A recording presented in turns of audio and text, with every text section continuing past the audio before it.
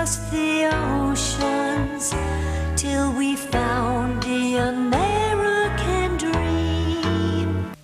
Thank you, everybody. Thank you for inviting us into your home. My name is Ingrid Lemme, and this is my show, American Dream, a show about people, their hopes, their dreams, their family heritage, and their sometimes very artistic realities. My guest today is Miss Ann Drager. Please help me welcome Ann. Miss Ann Drager. Miss Ann of Montauk, right? Yes. And the world.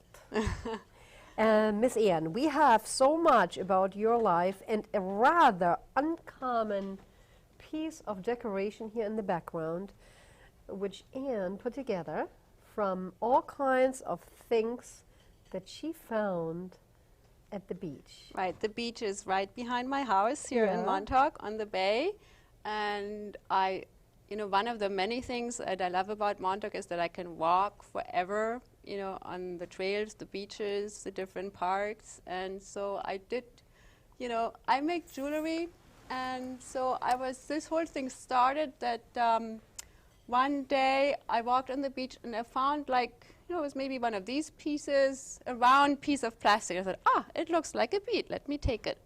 So, and then I just started collecting all the beach of the, all the plastic from the beach, and using my jewelry techniques, I made this sort of mobile, or actually it's a lantern in the dark, it has a bulb in it that you can turn on. Rather unusual piece. As are you, a rather unusual lady. Miss Ann, you are originally, you were born in Germany? Yes, born and raised in Germany. Actually, I was already 31 years old when I came to the United States. Just like me. I was already 32 when I moved into the States, followed my dream. Miss Ann, we want to hear why you moved to America. What happened? What did you do in Germany? What did you study? What were your goals, your dreams? That's all what we need to know. That has actually changed a few times in my life already, and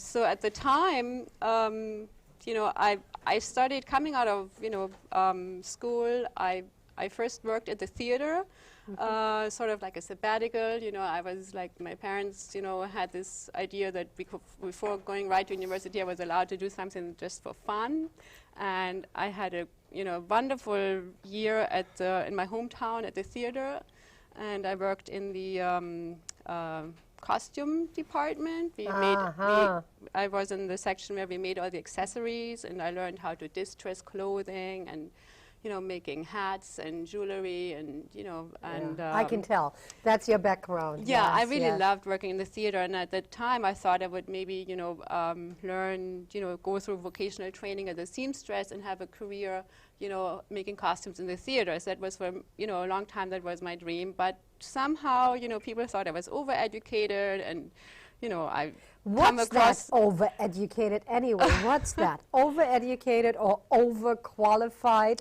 We hear this quite often now. Well, to get an apprenticeship as a seamstress, they don't like people, have with a college education or the equivalent, what it is in Germany. So, yes. And because they want to keep them for labor afterwards, and they probably could have guessed that I was on to all sorts of things in life, and I wouldn't stay for the rest of my life working as a seamstress in their shop or something like that, sometimes I think somebody created that term because they must have felt inadequate. That's the only explanation I know, because nobody is overqualified, because we do whatever our dreams are and what we want to do. I'm not sorry about it at this point, because that they told me that I'm overqualified to be a waitress, because I wanted to be a waitress. I never did a waitress job in my life. Yes, I can so much relate to that, because from the various jobs that I've held throughout my life, the kind of odd jobs like working as a florist, or I've even worked in a factory where to finish high-end garments, you had to sort of proofing, cutting off the little threads on the garments, and also the time in the theater. you know, looking back, I'm fonder of these memories than the time that I spent, you know, in a business suit or in the, in quote, you know, professional areas that, you know, where I had, you know, my ambition for a good time, you know, of my grown-up life, you know, as a journalist and translator and, you know, trying to do. Where did you learn English? I mean, your English is so... Well, it comes over time, you know. I mean, I had English as a major in school, and but I feel like, you know, English is a very big challenge. It's like a lifelong challenge for me, the language. The vocabulary of English is about 5 times bigger than German, as you probably have also experienced. Yes. Since we are landsmen, and yes, you know, and so also coming to sort of embrace my accent, it has been a journey. You know, it's not quite difficult. Not always easy to you know, Oh, be there were positive years about where that. I was trying to hide my accent until I gave up, because obviously I couldn't hide it. But then I would tell people, oh, I was from Sweden and things like that. Oh yeah, I know the feeling. Yes, because I wanted to be anything but German. Because after all, when I was German, then I was personally responsible for the Second War. Yeah, I know what you're talking I got over about. that. Yeah, I got over that. I've had my share of you know, difficult experiences, especially when you're like a greenhorn in New York City. You know, it's yes.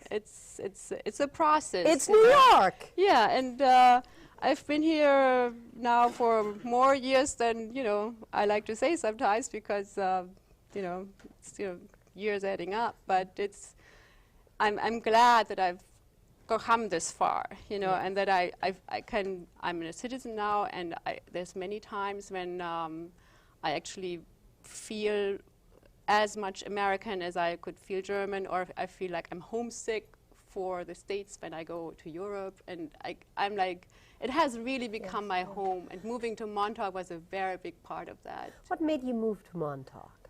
Well, I think the first discovery of Montauk was actually the same that brought you here. I read it about you somewhere, that the Max Frisch novel Montauk had spurred my curiosity.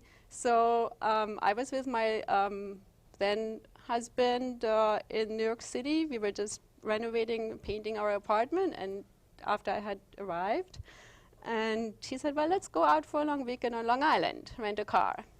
And so then I thought, well, let's go to Montauk. That was my idea. I wanted to see what it looks like, because I knew the novel. From the book. Yes. For everybody who is not familiar with Max Frisch, he wrote this rather difficult to read book, I felt. Montauk, title Montauk. It's out of print, the English version.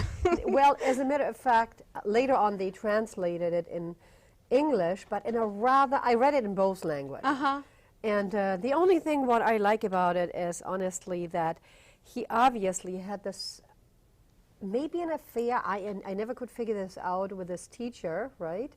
And that I thought that was interesting. He had an affair with a lady from New York City, and they went out to stay at Gurney's for a weekend. See so that? That's the setting. That's the setting for the novel, and then it contains all of his.